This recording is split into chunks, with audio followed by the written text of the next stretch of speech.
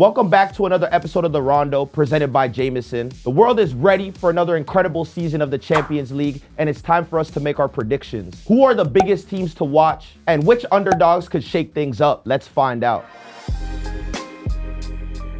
We got some giants playing in the Champions League this year. You got the likes of Chelsea, Liverpool, Barcelona. Whoa. You just called Chelsea a giant in the Champions League. Bro, I'm saying, man, listen, bro, they won it back in the day. Listen, I always give credit to the winners who have won it in the past 10 years. They've won it, what, 20? Okay, You know, come on, man. That's pretty recent. You know what I'm saying? COVID Champions League, asterisk. We got to also remember, like, bro, this is the biggest tournament of the year. There's some incredible teams this year. The transfer window has been absolutely crazy.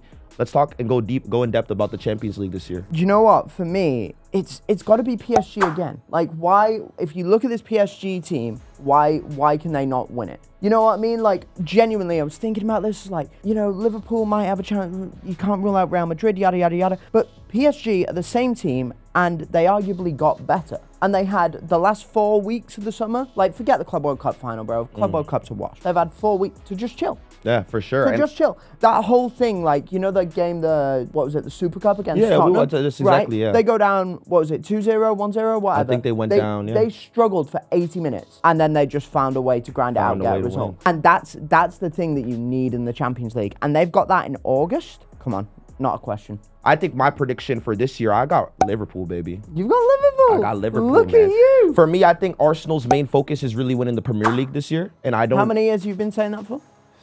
Phase 32. This is phase 30. Arteta. I hope this is the last phase. I'm hoping this is the last phase. Do you know what? I think it's the last phase no matter what. Yeah, I think this is like, if we really want to win the league this season, it has to be it. And I think a team like Liverpool, with the type of talent they have, they want to win the Champions League, bro. You don't think Hugo Ekitike, Salah is going to give a problem in the Champions League, bro? I think Liverpool's a good shout. I'm just always nervous with Liverpool this year. Liverpool signed Florian Wirtz. I screeched. When the jersey became available, I bought it. You do have the jersey. But now my expectations are being tempered. For a guy because it can only hurt me. For a guy like Florian Wirtz, we're seeing a lot of transfers in this window that are really impacting major clubs. Yeah. You know, we're seeing a lot of teams go through transitional phases where they're buying those last pieces where they think they could win. You know, Arsenal buying Gyokeres, you know, Liverpool buying Wirtz. And in this world of strikers right now, do you think they're money for value for what these clubs are getting? No, not really, because the market's skewed, isn't it? It's just like, we see it with the USMNT, bro. Like, you can't get a number 9 anywhere. Can't get a number 9, bro. You just can't. There aren't many teams in the Champions League in particular at all who have great number 9s. Absolutely. And I think that could be the difference, for example, for you little Arsenal fan. But I think, like, Gyokeres could make a difference in a game where you just need to stick a ball in a net. If anything, I see Arsenal as more of an underdog than a favourite. Does that make sense? We're going to get to that real quick. Oh, we are. Keep on going. We are. No, but I think my point is with that is that, like, they're going to be so focused on the Premier League, they're going to be so drilled in on that their style of play isn't really suited to Champions League football. They're so attritional, bro.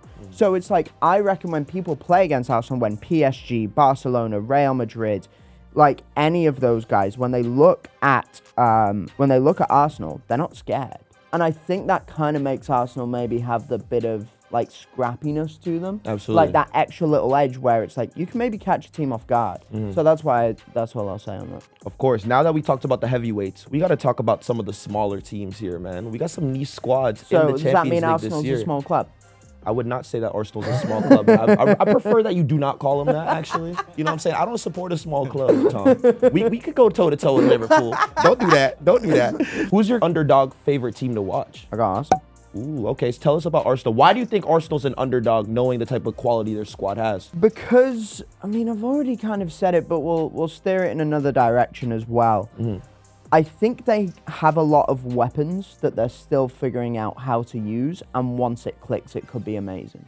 I think, they made a few signings, you bring in some new players. Arteta's whole thing this summer has been, get me a bunch of configurations where I can play different lineups and change things at different points within a game. And I think that could be unbelievably impactful. Like, you could have Madueke off the bench. You could just surprise someone after like an hour if Martinelli or Saka aren't playing well. Okay, we're going to play super attritional, gross football with Havertz up front. Now the game's opened up. Gyokeres, go run, buddy. Like, there are all these little different tweaks he can make. Arteta still has like 25 left backs. Like, there's going to be all sorts of, I don't know, there's an unpredictability about Arsenal where that could be crucial in like the latter phases of a game if you're still in it. Do you know what I mean? They've got the plan B. There we go. I just took 2.5 minutes to say they've got the plan B. They got the plan B. I think my underdog, which is crazy that we're calling them this, but my underdog low-key is Bayern Munich, bro. Behave. You know what I'm saying? Behave. You know How are they an underdog? It's crazy, bro. But I think Bayern Munich is not the first destination for a lot of players nowadays. Because look, we look at Nick Woltemade, a player from Stuttgart. Yeah. Back in the day, if this was 8 years ago, if there was a striker playing for a mid-table club in the Bundesliga,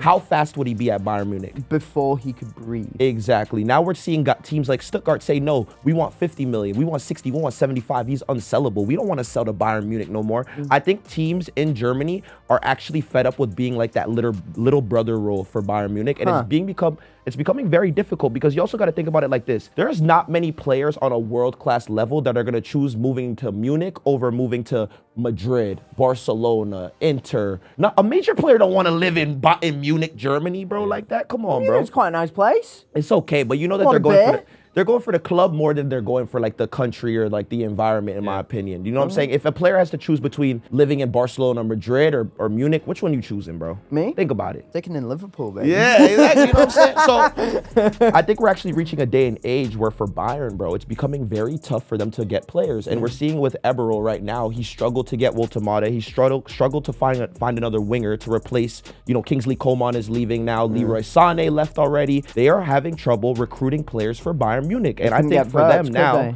Diaz is a great signing. And I think for Diaz, the reason at Liverpool, he didn't feel the love. I feel like he didn't feel like he had the responsibility to win these games. You know what I'm saying? He's rotating with Cody Gakpo, a lot of players in that position. You don't really feel integral. Now at Bayern Munich, he's like, all right, I'm going to play 90 minutes a game. I'm going to do my thing. I'm going to play with Harry Kane. I'm going to play with Michael Olise.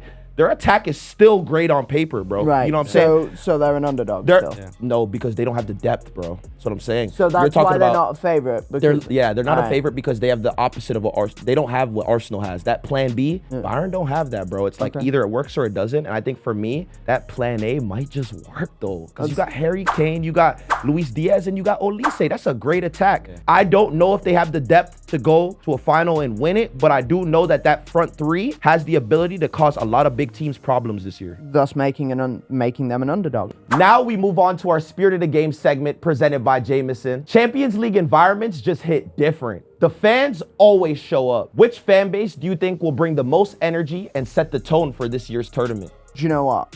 I mean, it's obvious. It's obvious. Who is it? It's so obvious. It's so obvious. It's so obvious. Tell me. It's Olympiacos. Olympiacos. Right. Because here's the thing, right? Here's the thing. Anfield is like untouchable on European nights. 90 minutes is a long time at the Bernabeu, as we are told by Real Madrid before they lose to Arsenal. Not for Arsenal, though. That was funny. That was funny. But the hardest away games in football, if you're like a English, like Big Five club, it's going to Greece to play against those fans. Oh, for sure. Like, who's the Greek owner of Nottingham? The Greek owner of Nottingham Forest, bro. I'm scared of him, bro. Yeah, I'm terrified. Greek football is scary, bro. Yeah, and like, you know how, this is how I think about it. You know how every different country has a different like noise that their fans make? Yes. Like in England, it's like a yeah. In Spain, it's like a roar. Yeah. In Italy, it's kind of a scream. In Greece, it's like a visceral shout. Like it is the most terrifying noise after they bundle in a gross 1-0 winner against Man City, and it just wouldn't surprise me.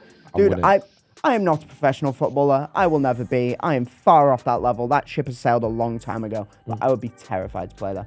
I feel you, man. I feel like there's a couple iconic stadiums that we really look at this year and be like, wow, like there's going to be some great games this year. I think for me, it doesn't get bigger than Anfield on a Wednesday night in the Champions League or Tuesday night in the Champions League. I like how Raheem's I'm giving now Liverpool a lot of fan. love today. I'm not going to lie, but I think for them, I think Anfield, like, you never walk alone, the chants, the screams. Like, bro, when you're watching a game at Anfield, it just hits different. You think of their results back in the day against Barcelona when they came back, and those moments that they had at the stadium are just so iconic.